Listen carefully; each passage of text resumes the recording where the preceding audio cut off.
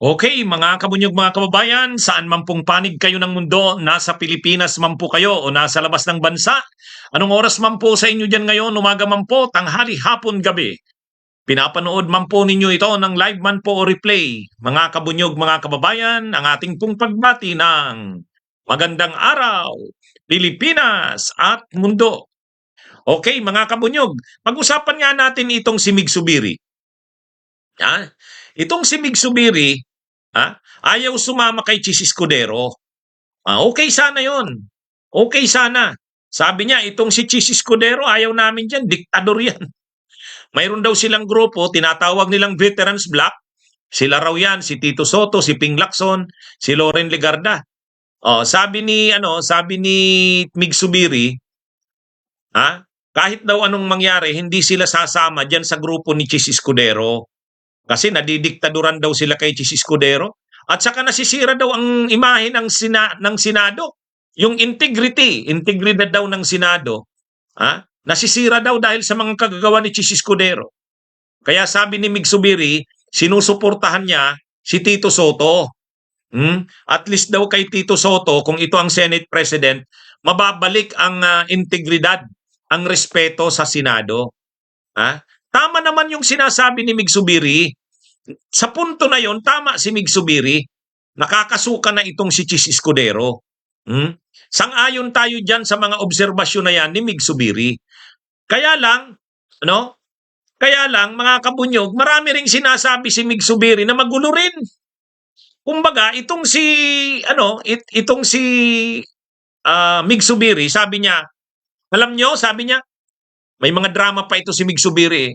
Nanonood ako, napapakinggan ko sa radyo, mayroong nagsabi, ay, yung Senado, nakakasuka na yung Senado, i-abolish na lang natin ang Senado. Sabi ni Mig Subiri, nung marinig ko yan, nasaktan ako. Yun, may mga drama pa si Mig Subiri. Nasaktan ako nang marinig ko yan. Kasi talagang sa panahon ngayon, ang Senado na yata ang pinaka nawalan ng respeto ang mga tao. Sinisisi diyan ni Mig Subiri si Chis Escudero. Sa punto na yan, tama siya. Kagagawan talaga ni Chis Escudero na masira ang respeto ng tao dahil nga dito sa issue ng impeachment, nakakasuka ang Senado. Kaya lang, tama diyan si Migs, pero habang nagsasalita siya, ang dami niyang inconsistencies. Contradicting ang kanyang mga statements. Halimbawa, sinasabi ni Mig Subiri na si Chis Escudero daw ay hindi karespeto ang nangyayari sa Senado, kagagawa ni Chis. Bakit? Yung integrity, yung tiwala, respeto daw ng tao nawala. Ito yung unang inconsistency niya. One, alam mo kung ano ang dahilan, bakit nawala yung respeto? Dahil dinidelay nyo ang impeachment ni Sara. Ginagawan nyo ng paraan na madismiss ang impeachment ni Sara. Nasusuka ang Senado sa inyo. Yan ang dahilan, Migs. Dahil yan sa maniobra ni Chis Escudero. Tema, kasama ka rin ni Chis Escudero. Kasama rin siya ni Chis Escudero. Nung nagbotohan, na ibalik sa Kamara, 5 lang ang senador na nanindigan sa tama. Si Risa Hontiveros, si Coco Pimentel, si Nancy Binay, si Grace Poe, at saka si Gatchalian. 5 lang. Ikaw, Mig, saan ka sumama? Sumama kayo doon sa grupo nila Bato, sa grupo nila Cayetano, sa grupo ni Chis Escudero.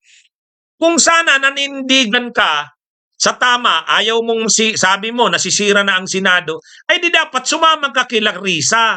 Dapat sumama ka kila Gatchalian, kila Nancy Binay, kila Grace Poe. Yun, dun sana kahanga-hanga ka.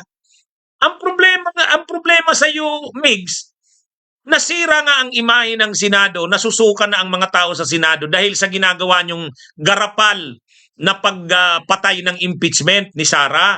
Doon nga nasira si Chis. Ngayon, sinisisi mo si Chis na dahilan ng pagkasira ng Senado. Yes, tama ka. Pero bakit nasira ang Senado dahil kay Cheese? Dahil talagang pilit nyong dinidismiss ang impeachment ni Sara. Yun ang dahilan. Tapos ikaw, bumuto ka rin doon. Bumuto ka rin doon na ibalik sa Kamara. O di inconsistent ka, magulo ang yung sinasabi, Mig Subiri. Di ba? Oh, yan ang problema sa iyo, Mig Subiri. Inconsistent. Contradictory ang mga statements. Di ba? Nakuha niyo mga kabunyog yung punto natin? Ha? Mabuti pa si Lacson, mabuti pa si Tito Soto, maayos yung sinasabi. O sabi ni Lacson, ang una kasing problema, yung mga senador hindi na umaakto bilang mga senator judges. Imaginein mo, senator judge ka, ang tinutukoy si Bato.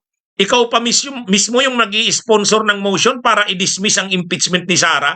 Ay mali yun, nakakahiya yun. O, tama yung comment na yun ni Lacson at ni Soto. Pero ikaw, Migs, kinokomentaryuhan mo si Cheese, pero yung ginawa mo na pagsuporta para ibalik sa Kamara yung impeachment, hindi mo nakikita. Ang pinakamalala pang sinabi ni Mig Subiri, sabi ni Mig Subiri, ang totoo kasi, yung impeachment na yan kay Sara Duterte, witch hunt yan eh. O yan, isa pa. Di ba? Yan yung isa mo pang nasusuka rin sa'yo. Nasusuka ang tao kay Cheese, pero nasusuka rin sa'yo. Di ba? Kaya hindi ka masuportahan diyan sa ginagawa mo eh. Oh, kontra ka kay Cheese.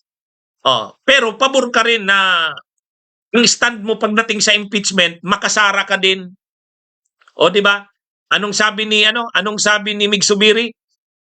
Ang totoo kasi ang impeachment na yan, sabi ni Mig Subiri, witch hunt kasi yan eh. Oh, imagine. Wala. Magulo ang mga sinasabi mo, Mig Subiri. Gusto mong maayos ang imahe ng Senado. Gusto mo na nalulungkot ka kamo, Nalulungkot ka kamo dahil ang Senado ay sinusuka na ng tao. Gusto na ngang i-abolish ng marami ang Senado eh. Pero ang dahilan, ang sinisisi mo, si Cheese Escudero. Okay, tama ka, si Cheese. Pero bakit sinusuka si Cheese? Dahil sa garapal niyang pagtatanggol kay Sara Duterte. Pinoprotektahan si Sara. Ngayon, ang problema, ikaw din, ganun din. Oh. Yan din, ikaw din, ganun din. Sabihin mo ba naman, sabi ni Mig Subiri, yung impeachment kasi ni Sara, witch hunt yan eh. Di ba? Kaya mga kabunyog, mga kababayan, wala na. Kung talagang matino lang na senador dyan, lumilitaw, si Risa Hontiveros. Oh, yan yung ano pa bang sinabi anong sinabi pa ni Mig Subiri na na magulo? Ano pang naalala niyong sinabi ni Mig Subiri? Kaya yan, itong si Mig Subiri, gusto niya daw ibalik ang respeto sa Senado. Hanggat ganyan ang ugali ninyo, ikaw kasama ka ng Mig Subiri, hindi maibabalik ang respeto ng Senado. Yan ang totoo. Kasama ka, pareho ka din ayaw mo lang kay Cheese. Pero pagdating sa impeachment, sa issue ng impeachment, pareho kayo ni Cheese. Ngayon, kung gusto mo talagang maayos ang integridad ng Senado, gawin nyo yung trabaho nyo. I-proceed kayo sa trial. Gawin nyo yan. Karespeto kayo niyan. Pero hanggat ganyan kayo, nagsabi pa ito si Migs. Sabi ni Mig Subiri, sabi ni Mig Subiri, ang paniwala ko kasi, hindi dapat nag-crossover sa 20th Congress na Senado ang impeachment. Hindi pwede yun. Kasi nagtatapos dapat ang mga business ng Senado at ng Kamara, nagtatapos kung anong kongreso yan. Yung lahat ng business ng 19th Congress, sabi ni Mig Subiri, tapos dapat nun. Hindi pwede yan mag-crossover sa 20th Congress. Isa pa yan. Isa pa yung mga statement mo na ang gulo mo, Mig Subiri. kontra ka lang kay Cheese dahil tinalo ka ni Cheese noon. Inagaw ni Cheese sa'yo ang pagka-Senate President. Kaya masama ang loob mo kay Cheese Escudero. Pero pagdating sa mga paninindigan, pareho lang kayo eh. Di ba? Tapos ngayon, madrama ka pa, sasabihin mo, nalulungkot ka na ang mga tao wala ng respeto sa Senado, parang gusto na ng mga tao i-abolish ang Senado.